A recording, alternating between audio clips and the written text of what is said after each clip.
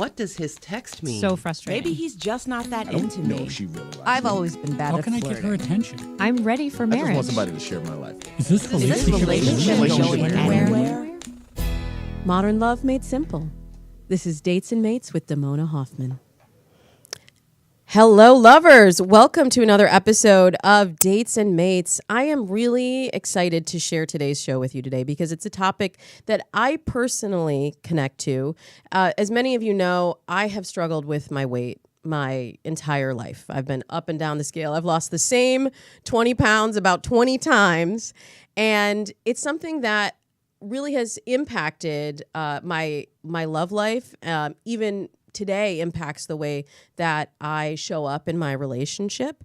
And so some of our listeners had written to us about a previous episode in which Marquis Olison was on the show and shared his journey of weight loss and how it has impacted his dating life. So I wanted to go a little bit deeper today and share some insights about body positivity and dating and relationships. So I would like to first introduce my guest co-host for today. He is back by popular demand. You know Marquis. He's worked on The Jerry Springer Show. He's worked for Airbnb, Common Sense Media, and so much more. When I first met him, he was over 300 pounds, right? Mm-hmm.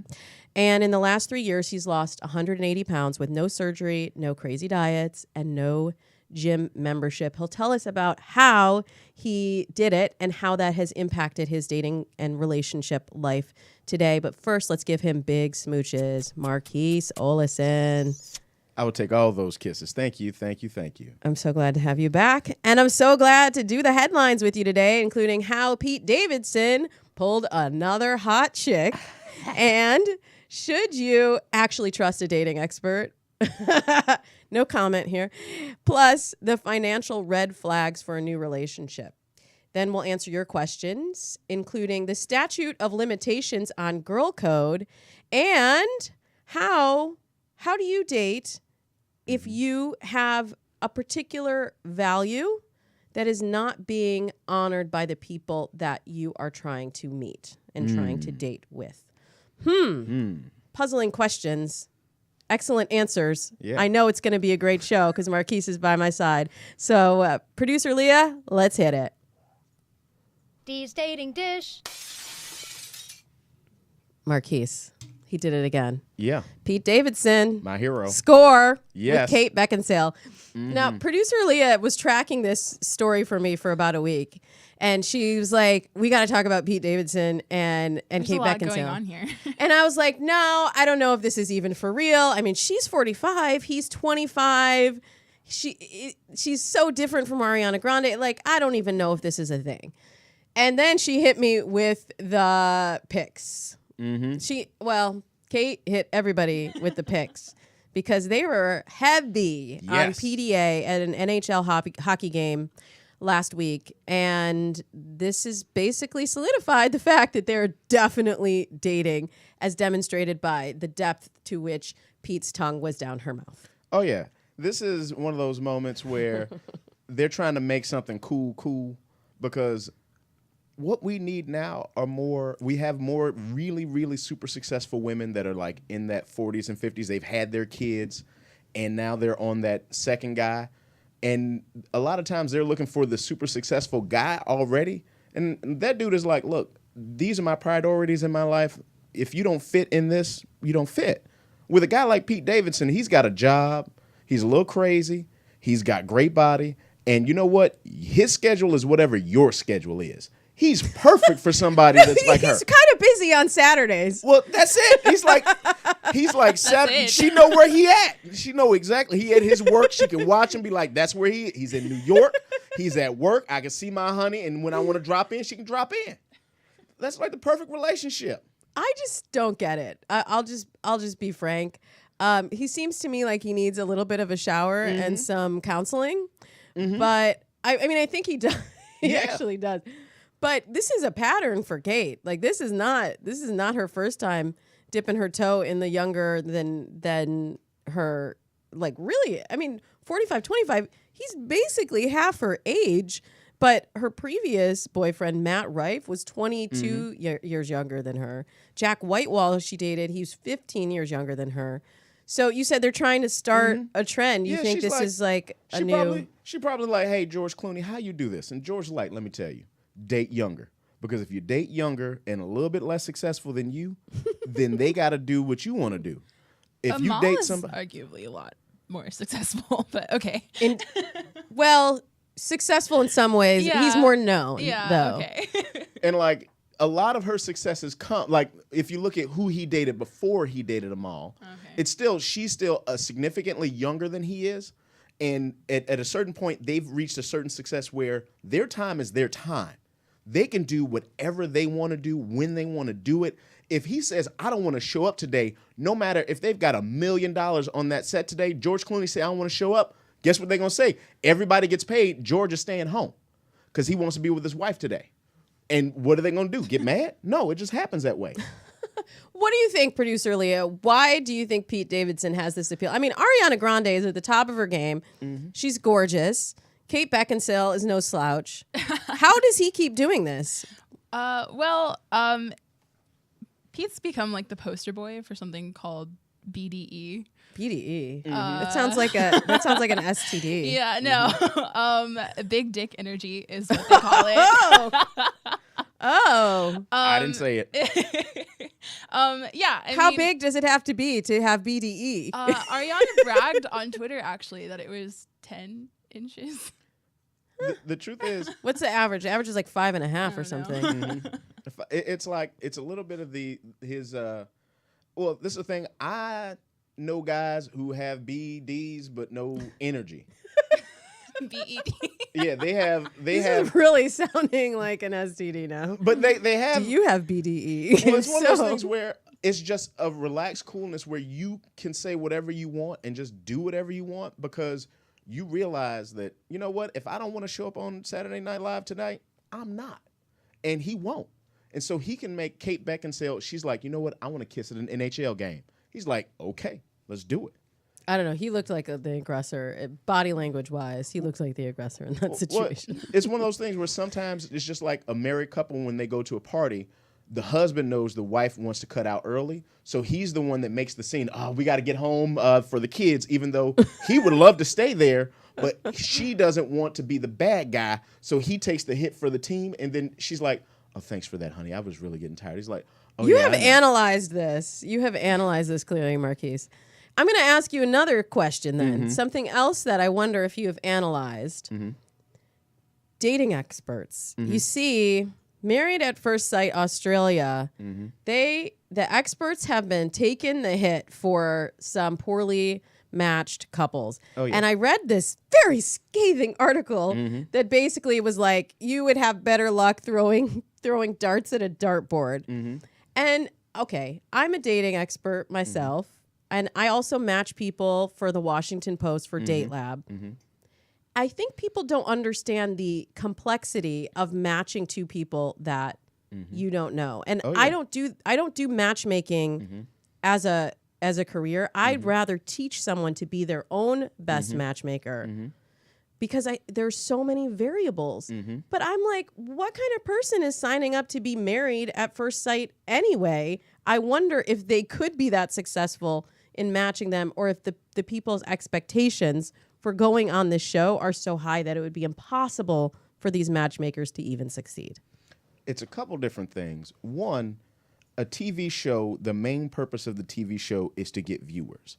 And making good matches that are happy doesn't necessarily translate into good viewership. We saw that in the first season of Big Brother, where the villains got voted off the first few episodes and then the whole show was born. This did the same thing in the first Survivor. They said, okay, we can't leave it up to the audience. We have to make some other mechanism so that we have something interesting to watch. So you see these bad matches being made because in the first 2 seasons of that show, the matches were pretty good. And people stayed married through the first season. Because they had to get renewed. Exactly. Now, when it's one of those things where if you look at arranged marriages, which is literally another thing that is love at first sight, they have a much, much, much, much higher rate of success than a normal marriages conducted by 2 people. Because an arranged marriage, literally, if it works out right, it's a mom or in a family that has raised a son and knows all of his likes, and a mom and a family that's raised a daughter and knows all of her likes. And then we say, let's get these two together because they like this and they like this. And those marriages work because on first sight, they've literally for a lifetime built a reservoir of information for these two people. Yeah, but also they're not even really allowed to get divorced. It's like your entire livelihood is dependent. And I have people in my family that have had arranged marriages. And it started out like you don't have an option. If you, woman, want to have a lifestyle and someone to pay for a roof over your head, you're marrying this guy and that's the end of the story. So I wouldn't necessarily say that arranged marriages are more successful, but I do think that people underestimate the number of factors that go into making a modern connection. And like, I'll tell you on Date Lab, because I come from reality TV, I'm like, it is kind of interesting when you have some bad matches. And my editor is like, no, that is not what we're doing here. We're really trying to match people. But I'm matching people based on a questionnaire on paper. I've never met them. I have these tiny little thumbnails.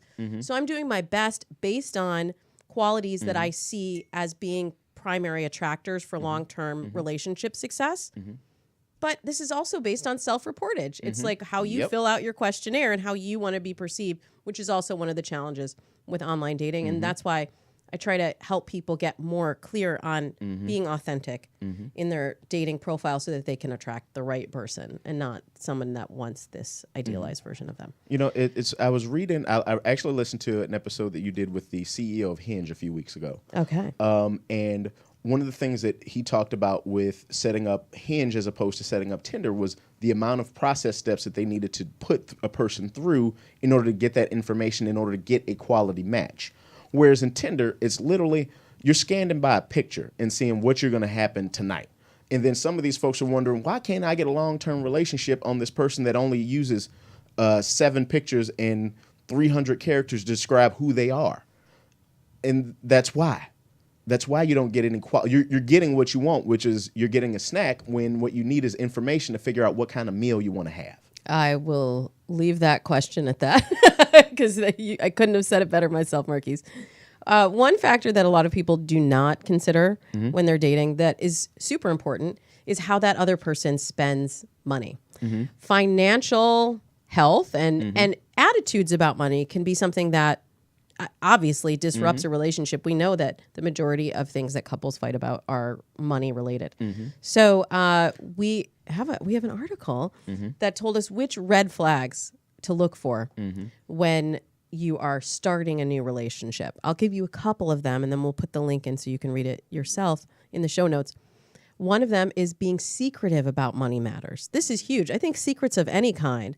I would say that most people don't fight about money, but money is the thing that they use to make the point that they're trying to make in the relationship. They use money as the tool, right? Yeah, money's just the conduit to have the conversation about the way that you hide things, the way that you prioritize your life, because that's what money is just a way for us to account for our time. So however many dollars per hour you make at your job, that's what you're sacrificing at this job that you either love or don't for the amount of money that affords you to be able to do other things in your life. What do you think about financial red flag number 4, switching jobs or getting fired frequently? Well, if that was the case, then because I've got like 20 jobs that I've held, like I read through that list of all those things. I'm like, yep, I'm red flag on every single last one of those except for the being secretive, because I'll be like, I'll tell you where my money is. But it's because I've always valued a life of experience rather than a life of money, because I know I can make money anytime I want it to. And there's a thing where this is where you look at Kate Beckinsale and Pete Davidson. They're never going to have a fight because both of them are loaded, unless they want to buy a sports team. It's like, I want to buy this NHL team, and then they're going to have a fight. But otherwise, I don't know, Marquis. They would say more money, more problems. But as you're talking about the experiences that you've had, I think this is a perfect time to move our conversation into your life experiences, because so many people have written to us and said that your experience with weight loss and dating and how it's changed you has really resonated for them. So I want to bring our next guest into the conversation. CeCe Chic is a world traveler. She's an English teacher and yoga advocate. While exploring a career in acting and entertainment, she discovered her true love for healing. She fully embraces the goddess mentality and encourages all women to speak openly about mental health, spirituality, love, sex, and relationships. Please give big smooches to CeCe. Hi, everyone. Hello, beautiful people. Hi. So, CeCe, Yes. Marquis has said that yoga has been a big part of his transformation. And as a yoga teacher, I'm sure you have a lot of people that come to you that are looking for not just a physical transformation, or maybe are in need of more than just a physical transformation, are really in need of A reboot. spiritual, also spiritual reboot. Thank you, Marquis. Can you talk about how you have led people to do this in the past, CeCe? Sure. So before any physical transformation can happen, it always starts within, right? It always starts from our foundation is our emotional state. Our foundation is the thoughts we think and how we feel on a daily basis. So I always say to, everyone I work with, and even when I'm practicing, how do you start the thought process when you're looking in the mirror, right? When you're in that studio, what are you telling yourself in that mirror? And what we notice a lot of times in the beginning is that we're saying things to ourselves like, even as someone who practices daily, I say to myself like, oh, what is that? Oh, you don't look good there. Oh, you need to lose that. And you start to tear yourself down from the get-go. And that mental state, even if it's a thought here and there, it starts to tear you down throughout time. I can completely relate to that. And I can tell you, I started working out with my trainer in the gym. I like to avoid the gym whenever possible, but I have this trainer that I really like that really inspires me. And so she offered me an opportunity to continue working out with her. And I practice yoga many times a week. I don't practice in rooms with mirrors. So I'm not used to seeing my body while I'm working out. In the gym, it's so much about like the physical, right? And like how do you look in your workout clothes? And I could not get over it. I'm sitting there like watching myself lift the weights, and I'm, like you said, picking apart like, oh, got to work on that area. And and this is after like years of transformation and years of having to really go inside and say, like, you have to be comfortable in your own body as it is, whatever size. Even so, when I'm staring in the mirror, it's hard to make that go away.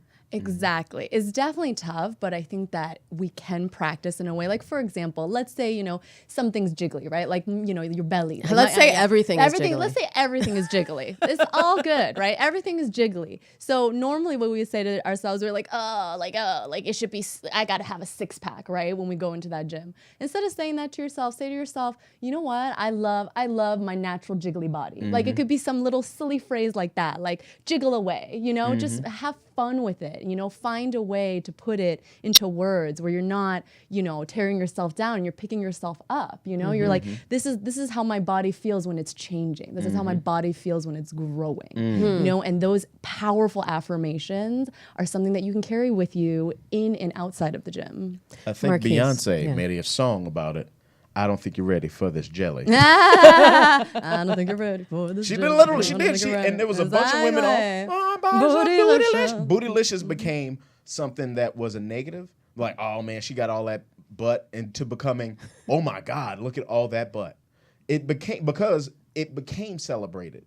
We had a whole transformation based on a bunch of women who decided that this would be the world that would change, and they made music about it for women to go work out with, and then became their mantras. Even before that, I've been playing Baby Got Back for my daughter, which, like, please don't like report me or anything, because there are some bad words in there. But I think it's a fun song, and it does celebrate different body types. But I'll tell you, my daughter this week came home and she said to me, sometimes I feel like I'm fat. And my daughter weighs like 45 pounds. Like, your daughter's she's tiny. She's tiny.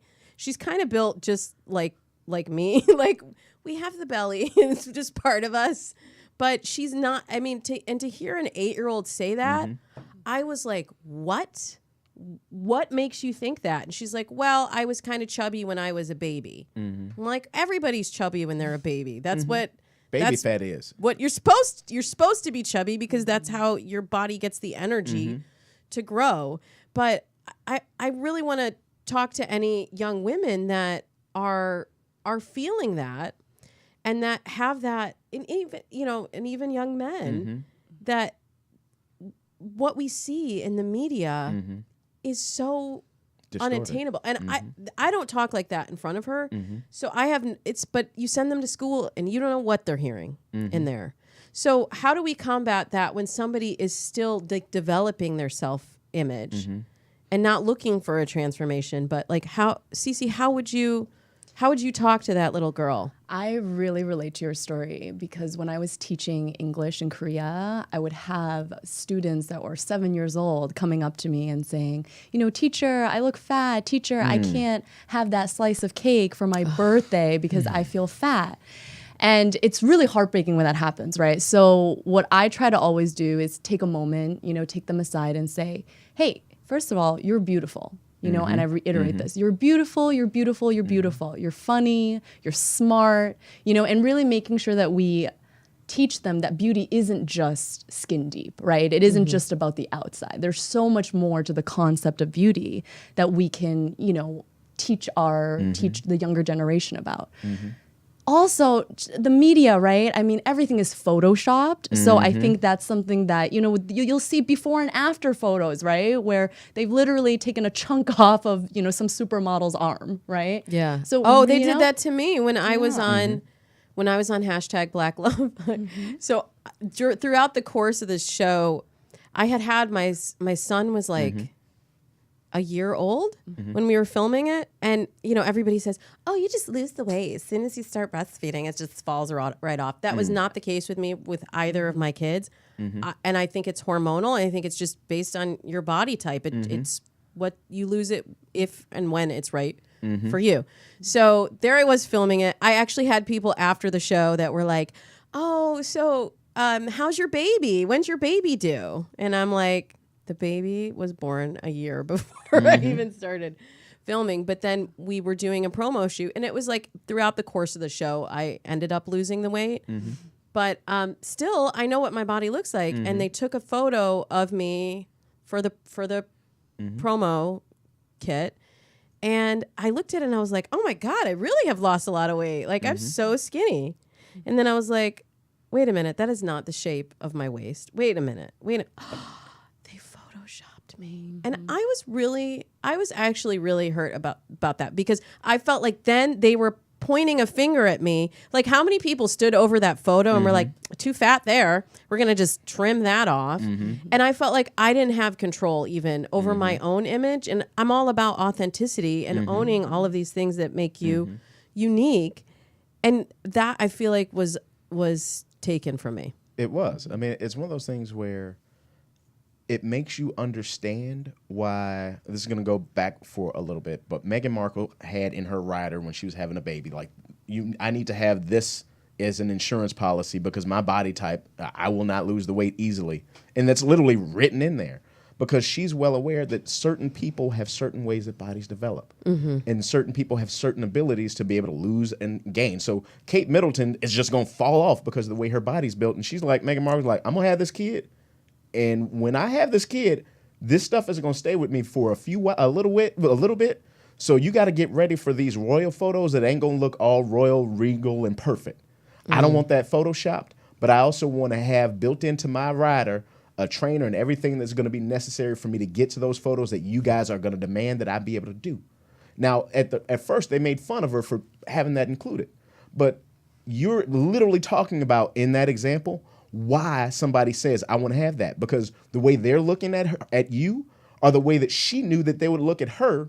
And she's like, I want to be able to have my children and then have the luxury of being able to be with them and nourish them in the way that they need me to be, in the way that I was built here. Like that. Well, Marquis, I want to talk about your own journey, because that's what inspired this whole episode. Was there a moment where, there had to be a moment where you said, I need to change my lifestyle for me? There was two things. it was one of those, I was in a transition period from working with Airbnb, and we were having a whole other crazy thing going on, and I was eating my pain, and I had gotten up to 360 pounds. Wow. And I literally have the photo from, I was at a March panel about neighborhood safety, where I was at peak fat. And then the next month, That's how you refer to it. peak fat, where I went to work for Common Sense Media and immediately learned about adverse childhood experiences, learned about triggers and all these other things that I didn't necessarily have a knowledge base built on, where knowing that childhood trauma affects how you eat, it affects how you process food, it affects you chemically. And knowing that part of the game allowed me to make decisions about the way that I ate. I was like, if the things that I'm trying to rid myself of are based in, I need to eat this way because as a child, this is what I was taught from my parents. If I can say then that my parents didn't necessarily equip me with everything that I needed in life, as I am evidenced every single day, then I can break away from some of these things that I feel that I need to eat, that I have to eat, and say that I don't need to eat those anymore. So I gave up bread, pasta, sugar, rice, and alcohol and started walking every day. It's everything good. But it changed. What I did was I said, there are so many other good things out there. If I'm hungry and I need a sweets, then I will just tear into some mango or some banana. Or if I'm like stressed out, instead of going and saying, okay, I'm gonna eat this whole sleeve of Oreos, all right, I'm gonna have steak because I love steak and it's also my favorite thing. But the way the body reacts to steak as opposed to that Oreos is that the body will let you chew all the steak you can, and then your jaw gets tired, and then your body releases what it doesn't. But that Oreo, it stores into straight energy. So by changing these things so that I'd still have the trigger where I'd be stressed, but then once I changed how I dealt with it, it changed the way that I would go to work, because I wasn't hungover from having a sleeve of cookies. I go to work having had a steak from the previous night. So, Marquis, how did losing so much weight affect your dating life? You know, it's one of those things where you go from your entire life, you're a swipe left, to all of a sudden you're a swipe right. And I've had so many adventures, and I made a decision myself that I wasn't going to have sex while I was doing this until I decided to, so that I could be able to emotionally manage what it goes from, essentially going from, you know, being 16 and not dating at all to 38, just, you know, occasionally, to now where it's like I get on Tinder and it's like, hey, how you doing? And folks are in store lines like, hey, how are you doing? It's a different life. And even seeing how some of my friends have changed the way that they're reacting, or the way that sometimes their husbands react, has changed the way that I've had to view myself and how I've had to comport myself in these situations. So I want to talk, though, about your life before you lost the weight. I'm going to have Erica Faye Watson joining us in a minute, who's going to be talking about being empowered at any at any body type, at any size. Yes. And she works with women to be confident in being a plus size woman, and know that they can be attractive and can attract a man who's looking for that. But for you, did you find when you were heavier, was it, you said you were a swipe left, but were you feeling like dateable in your own it was, and that's part of mind? I think that's part of the process. And I love that Erica's coming on, because I felt undateable, which made me undateable. I felt like anybody that likes me must be crazy. And so that the folks that like me, I would think were crazy. And now that I'm the inside of me, the outside of me reflects what the inside of has always felt like, then I don't feel those same people are crazy anymore. So it was the craziness that was there was all in my mind, because I was pushing away people that were attracted to me that I was attracted to. But now that I feel that I'm worthy of that kind of love and worthy of love, I'm attracting the kind of people that I always envisioned myself being with. It's now learning to navigate the scale of how those people have evolved in the games that they play in order to find love, to where I am in my very naive and or more kind of like, this is what I'm looking for. Are you that? No? Okay, let's move on. CeCe, Yeah. tell us about, as a yoga instructor, I know there are some poses that people can do that can kind of help them get more comfortable in their bodies and get their hearts more open. Like Marquis is talking about the combination between the mental and the physical transformation that went through him. And I've seen firsthand that yoga can be really helpful in marrying those two. Absolutely. One of the things we always work on is opening the heart chakra. So a lot of times in your 9-to-5 office job, we spend it hunched over a desk. And, that really affects the stress and the tension that goes through our bodies. So a lot of our poses are about opening and breathing deep into the belly and just, holding our heart to the sky. Tree pose, right? I always ask people to envision themselves as a tree, growing and sprouting and, being part of the earth. And you'll start to see people in the beginning of the class, they're hunched over. They're still used to that 9-to-5 desk job. But by the middle of class, you see them just opening themselves up to what the universe brings. It seems so simple. Like you just are literally opening your heart to open your heart. Yes. But it does have that physiological effect. Exactly. It's even like the Superwoman pose, right? Where they say, let's say before. What's Superwoman? So the Superwoman pose, or Superman pose, I call it the Superwoman pose because I love Superwoman.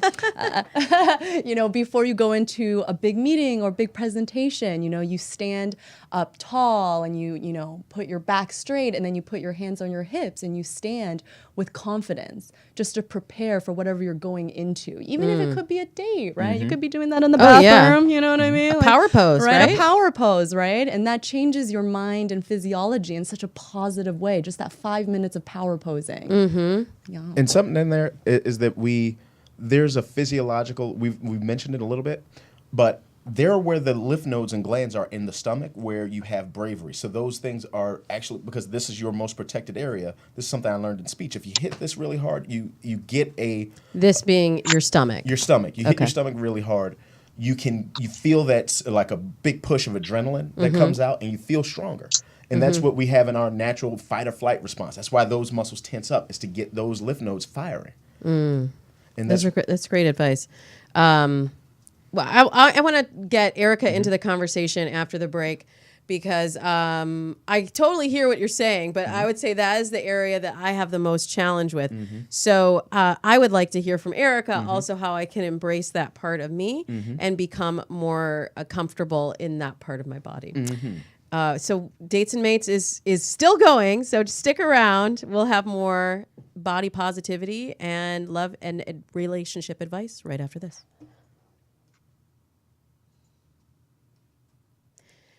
Whether you're interested in toning up, losing weight, or just getting healthier and feeling more active, the first step towards making any life change is to get a plan and to get support. I have found mine in Beachbody On Demand.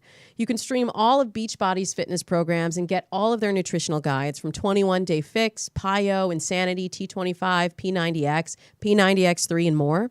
And if you hate sweaty, stinky gyms, you don't feel comfortable exercising in a gym, or you feel like you don't have time to work out, then Beachbody is just the thing for you. You can work out anytime, anywhere with Beachbody On Demand. And fans of Dates and Mates can get a 14-day risk-free trial on the annual Beachbody memberships. You can go to datesandmates.com and click the Beachbody banner to try it out.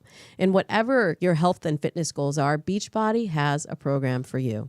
Take the 14-day free trial to see if the plan's right for you. And once you start seeing results and having more energy and feeling more confident, you're going to want to keep going. But the first step is to just get started. So try it risk-free at datesandmates.com by clicking the Beachbody banner.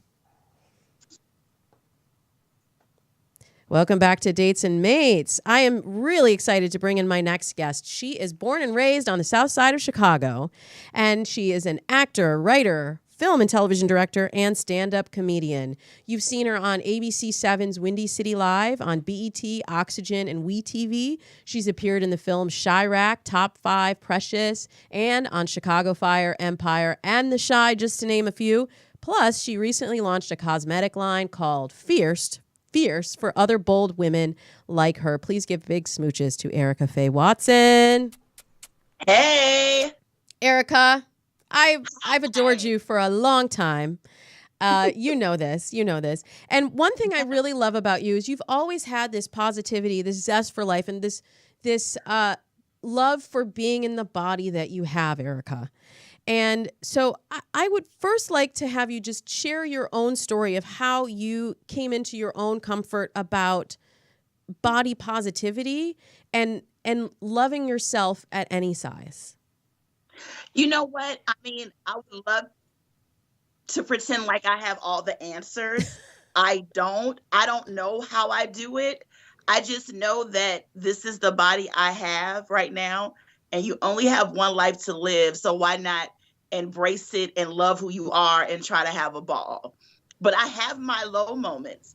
I also have, my own body image issues. We all do. But I just figure that it starts with me. If I don't love me and I don't like showering myself with love, how can I expect somebody else to do it? As a matter of fact, you're not guaranteed in life that anybody will love you. So if I'm here with me and stuck with me for the rest of my life, I might as well shower me with love, if that makes any sense. It makes absolute sense. And you're not just saying it, you're also living it. And I know in addition to all of the other things that you do, the beauty line, the acting, the stand-up comedy, all of this, you also have taught fitness classes for women, and you've really encouraged other plus size women to take your class, not because you're trying to make them skinny and transform them into somebody else, but to make them comfortable as they are. Talk to us about that. Well, I started an initiative that was called Get Fit with Erica. And I didn't want to focus on weight loss. I wanted to focus on health gains. It's all about you, no matter who you are and what size you are, loving yourself and being healthy. And I must tell you, my skinny friends are unhealthy just like anybody else. I think it's, it's people perceive it that health and weight automatically go hand in hand, but it really starts with mental health. And if you are not mentally healthy, it doesn't matter what size you are, you'll have some issues. So I wanted a place where girls, no matter what size they were, but especially women that were bigger, could come and move and have a good time and not think about calorie counting, not think about what's on a scale, and not feel like the whole focus needs to be moving just for weight loss. You should want to move and feel good and feel sexy no matter what size you are. And Marquis is over here. Marquis is over here giving you snaps and head nods and the whole thing. But yeah, it's kind of like I've always been an active person. I'm just a big girl, and I actually do want to lose weight, but it's not about losing weight so that I can be beautiful. I'm already fine. I'm pretty cute. Yeah, girl. So it's like, I've never wanted to live my life waiting for my life can start once this happens. Like once I get that degree, or once I get that car, or once I get that man, or once I lose this weight, then my life can begin. It's like, no, girl, you're living now. So live. But the workout classes were really a safe space so that women, no matter what size they were, and really men could come too, and just have a good time, because it would be a great place to meet women. Right? It would be a great place to meet women. I know Marquis would be like doing your fitness. Yes.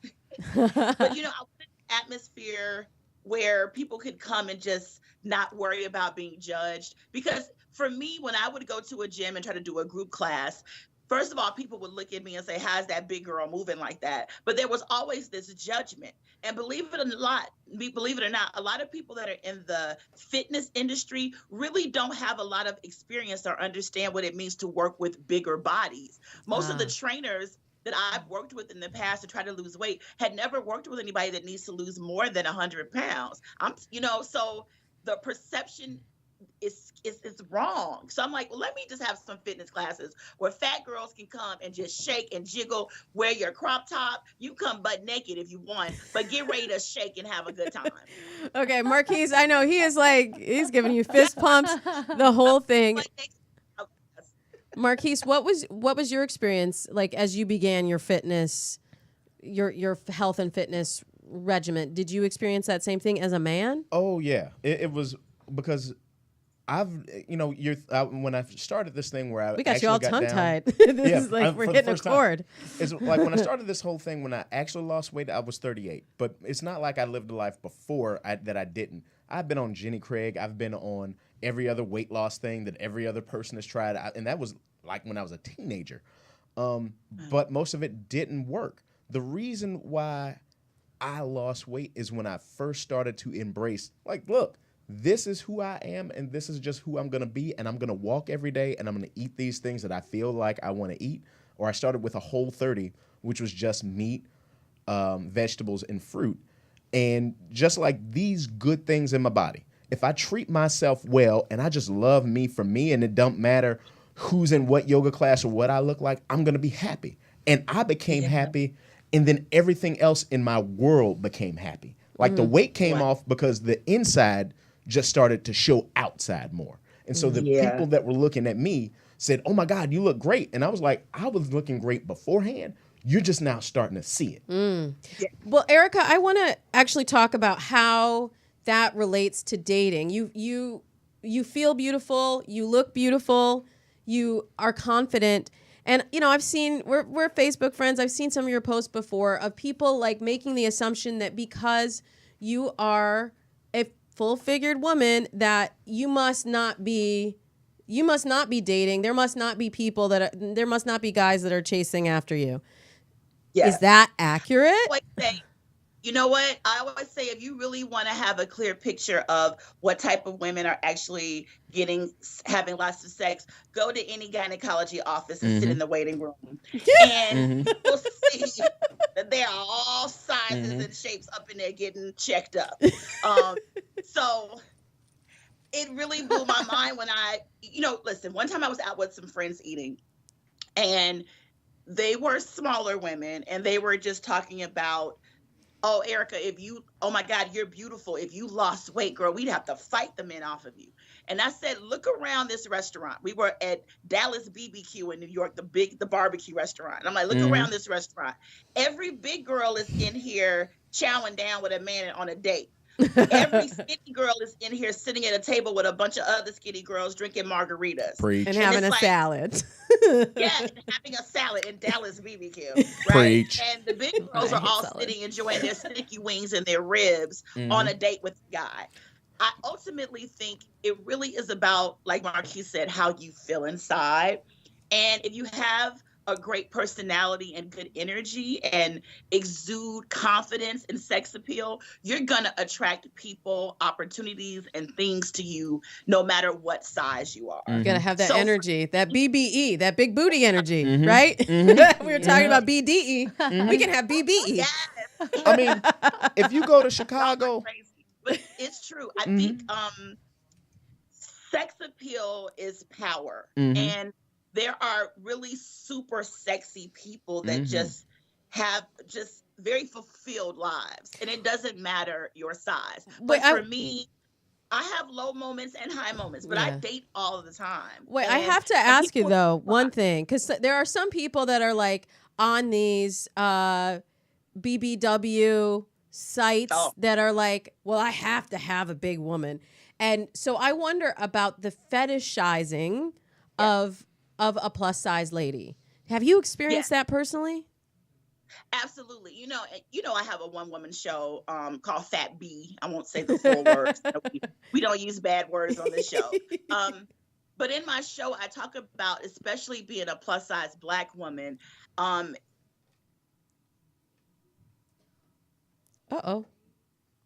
We lost her for a second. Are asexual, me. This thing that doesn't get any sexual energy. And people like me, really, I fall somewhere in the middle. It's like I'm not either or. But I don't like people that have sexual fetishes of any kind when it comes to size. There are guys out here that are feeders, believe it or not, that like to just feed you and sit and watch you eat. I saw And this they TLC episode about that. This guy that had two big women, and then he would like literally shove food down their faces. And I was like, that's not good for any of them.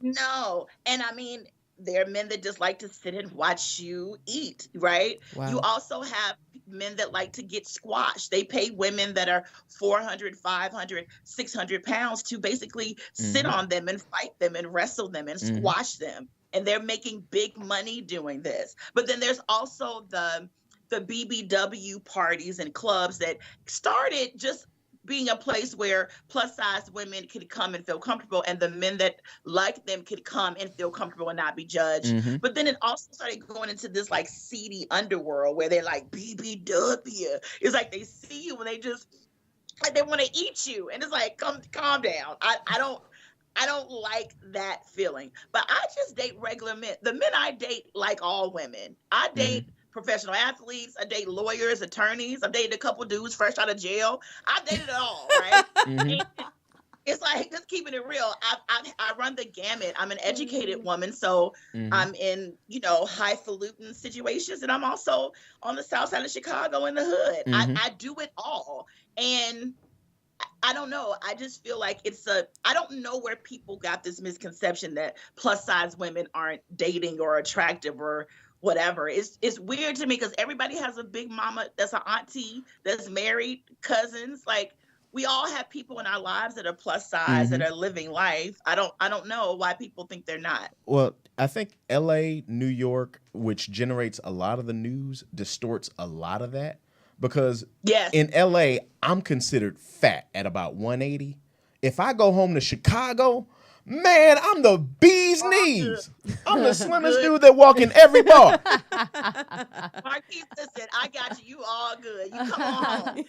But listen, when I'm in LA, I get so much love. Yeah. I think the men there are so used to seeing size zeros that then when they see some juiciness, let me tell you. And confidence with that juiciness. In LA. Well, I'm having a ball with the three of you. We have questions from listeners. I think we're only going to have time for one of them. So let's, why don't we move on to the next segment? Producer Leah, hit it. Technically dating. Okay. This one came to us from Instagram. One of our listeners says, I've been dating for 3 years now. I've tried dating, but it doesn't lead anywhere. And sometimes I feel like dating and relationships are not for me. I will meet someone that I like, but then when I get the confidence to tell her, I get rejected. And I've been rejected so many times that I feel like I want to compromise to meet one. I'm a 28-year-old gospel singer, and my Christianity seems to turn women off. Can you give me any advice to help me meet someone? Oh my goodness. He should go to church and then sing. There you go. Yep. And then the women that come up to him afterwards will say, oh my God, I love your voice. Can we go out to dinner? It's that easy. Well, that's good advice on some levels, on more than one level, because also you look at the statistics. Like I always tell people, go where the opposite ratio is.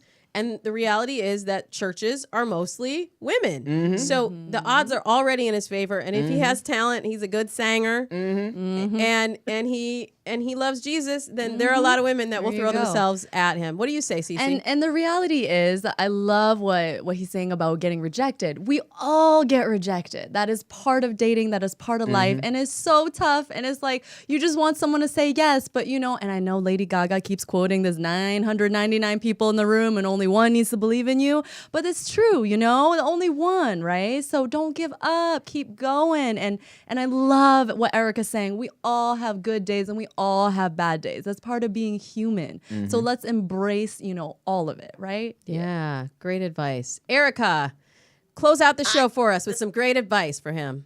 I say I always say go where you're hot and where you're most needed. And he could go to church and hang out with the singles ministry or head on to the strip club because there's a lot of dancers there that need some Jesus Mm-hmm. and need some saving. So find the women that are searching for God, sing to them, and make some babies. I love that. Make some good Christian babies. And I would just add on that I teach people to look at their core values and to match for that. And it sounds to me like a lot of the women that he's been chasing that have been rejecting him have not valued one of his core values, and that is living a Christian life. And it's not something, that's not something to be brushed under the table. That's not something to be ignored. That's not the same as saying, like, I like to date plus size women, or I like to date skinny women, or I want to date a blonde or a brunette. That is a core element of who you are and something that should lead your dating search and not be an afterthought. So we'll leave it at that. I'd like to thank my panel for today, Erica Watson from Chicago. Thank you for being here. You can follow Erica on Instagram at Miss_poundcakes. And also check out her makeup line, her beautiful face. If you're watching on the Facebook live stream, I assume that is Fierce by Erica Watson that you're wearing? Yes, it is. Wonderful. Well, you look fabulous. My nude color. Nice. Oh. Nice. Nice is so nice. So thank you for nice. being here.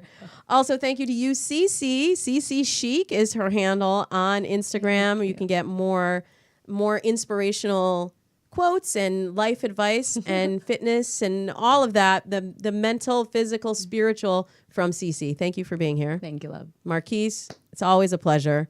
Marquis Olison, he's on Twitter at The Keys. He's on Instagram at Marquis Olison. He's on Facebook also at The Keys. Thank you for being here. And thank Damona and producer Leah for making this show amazing every single week. This is just what we do, so Marquis. sweet. You're so sweet. Save it for next week, because next week will be our 250th episode, and we're going to do a big reunion special. So you'll hear from your favorite show co-host of Dates and Mates, who will talk to me about the most memorable moments from the 6.5 years of Dates and Mates. Thank you to all of you who have sent in questions. I'm sorry we didn't get through all the questions today, but we'll address them on a future show. Don't worry, your questions are in good hands. You can send them to me at Damona Hoffman on Instagram, Twitter, or Facebook. That's it for today's episode. Please let us know what you think about the show. We'd love to read your review on iTunes, and that will help us reach more people, heal more hearts, and spread more love in the world. Thanks so much. Until next week, happy dating.